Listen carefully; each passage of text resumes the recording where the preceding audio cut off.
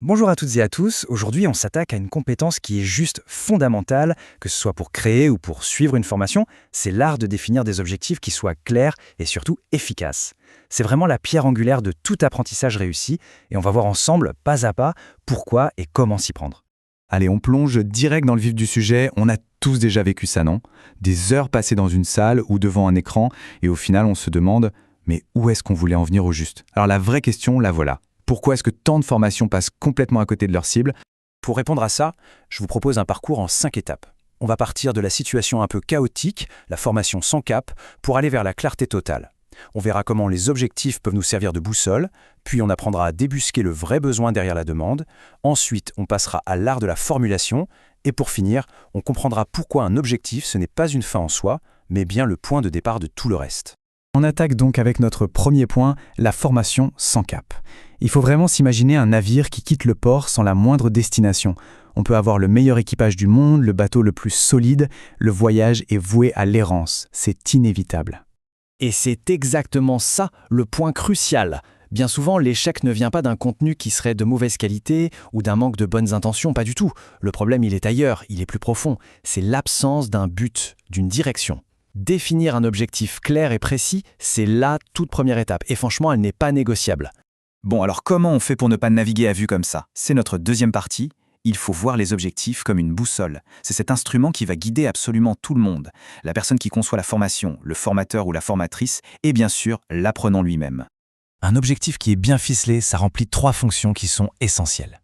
D'abord, ça oriente le contenu. Fini le superflu, on se concentre uniquement sur les compétences dont on a vraiment besoin. Ensuite, ça favorise l'engagement. C'est logique, quand on sait exactement où on va et ce qui est attendu, c'est beaucoup plus facile de s'investir. Et enfin, ça facilite l'évaluation. Avec un but mesurable, ça devient un jeu d'enfant de vérifier si les compétences ont bien été acquises. C'est un vrai cercle vertueux. La clarté amène l'engagement qui permet la validation. D'accord, l'idée de la boussole est claire. Mais maintenant, comment la fabrique cette boussole? C'est notre troisième section. Il faut détecter le vrai besoin. Et là, on entre au cœur de la méthodologie, sur la fondation même sur laquelle tout le reste va reposer. Et voilà une idée qui, je trouve, renverse un peu la table. On a tendance à penser que pour créer une formation, la première chose à faire, c'est de commencer à écrire du contenu. Eh bien non, la première étape, ce n'est pas d'écrire, c'est de questionner. C'est une vraie phase d'enquête pour aller identifier le problème de performance que la formation est censée résoudre. Ce visuel illustre cette démarche à la perfection. On part d'un symptôme, d'un problème en surface, pourquoi les résultats des ventes sont en baisse, et de là, on tire le fil, on creuse, question après question. Parce que les collaborateurs ont du mal à générer des leads qualifiés? Ok, mais pourquoi? Parce qu'ils utilisent des techniques qui sont dépassées. D'accord, mais pourquoi? Parce qu'ils n'ont pas été formés récemment sur les nouvelles approches. Et voilà, on a trouvé la cause racine. La formation ne va pas juste mettre un pansement sur le symptôme, elle va traiter la cause profonde du problème. Une fois que ce besoin est bien identifié, et seulement à ce moment-là, on peut enfin passer à la rédaction. On entre donc dans notre quatrième partie, l'art de la formulation. Comment est-ce qu'on transforme ce besoin un peu brut en un objectif d'une précision chirurgicale? En fait, il faut bien voir qu'il y a 3 niveaux d'objectifs, un peu comme des poupées russes. Tout en haut, on a l'objectif de formation, c'est le but global assez large. À l'intérieur, on trouve l'objectif pédagogique qui est centré sur ce que l'apprenant doit être capable de faire concrètement à la fin. Et au cœur du système, il y a l'objectif opérationnel qui, lui, mesure l'impact réel sur l'organisation. On voit bien comment tout ça s'aligne, la compétence individuelle vient servir le but collectif. Mais attention, pour rédiger des objectifs aussi précis, il faut les bons outils. Et là, on ne parle pas de théorie compliquée, mais bien d'instruments très concrets, très pratiques. Alors, si vous le voulez bien, ouvrons ensemble cette fameuse boîte à outils. L'outil roi, le voilà. C'est la taxonomie de Bloom. Regardez bien ce visuel. C'est une sorte d'échelle des compétences intellectuelles. Ça part du plus simple, comme mémoriser une information, jusqu'au plus complexe, comme créer une solution entièrement nouvelle. Et pour chaque niveau de cette échelle, on a une liste de verbes d'action très précis. Le choix du verbe, c'est la clé.